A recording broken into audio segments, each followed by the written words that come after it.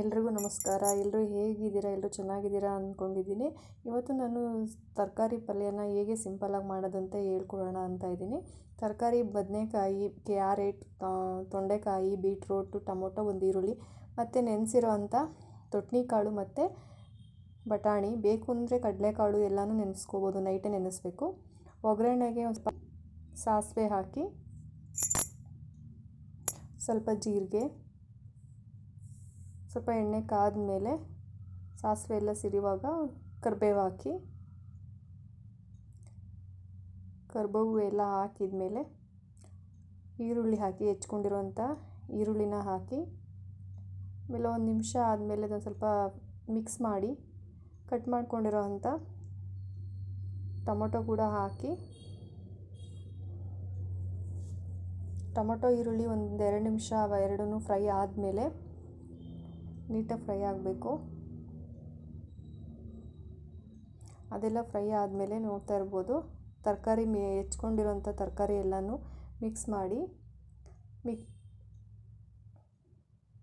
ಆಮೇಲೆ ನೈಟೇ ನೆನೆಸಿರುವಂಥ ಕಾಳು ಯಾವುದೇ ಆಗ್ಬೋದು, ಕಡಲೆಕಾಳು, ಬಟಾಣಿ ಕಾಳು, ನಾನು ತೊಟ್ಟುಣಿ ಕಾಳು ಹಾಕಿದ್ದೀನಿ.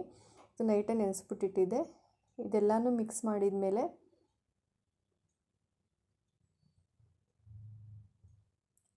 ಒಂದು ನಿಮಿಷ ಬೇಯಬೇಕದು. ಸ್ವಲ್ಪ ಬೆಂದ ಮೇಲೆ ನೀವು ಅದಕ್ಕೆ ಉಪ್ಪು ಹಾಕ್ಕೊಳ್ಳಿ.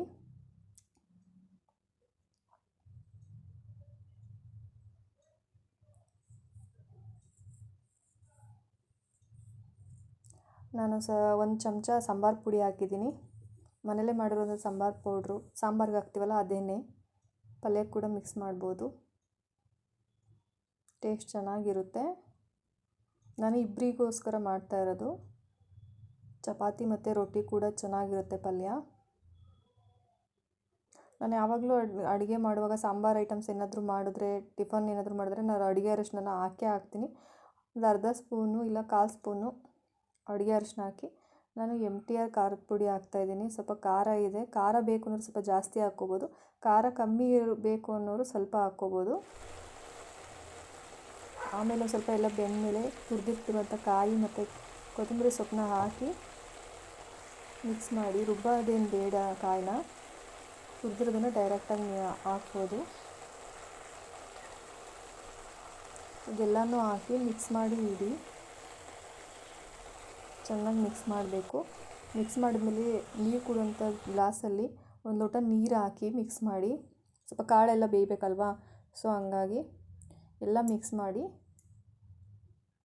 ಇಷ್ಟು ನೀರು ಹಾಕಿ ಸಾಕು, ಜಾಸ್ತಿ ನೀರು ಹಾಕಬೇಡಿ.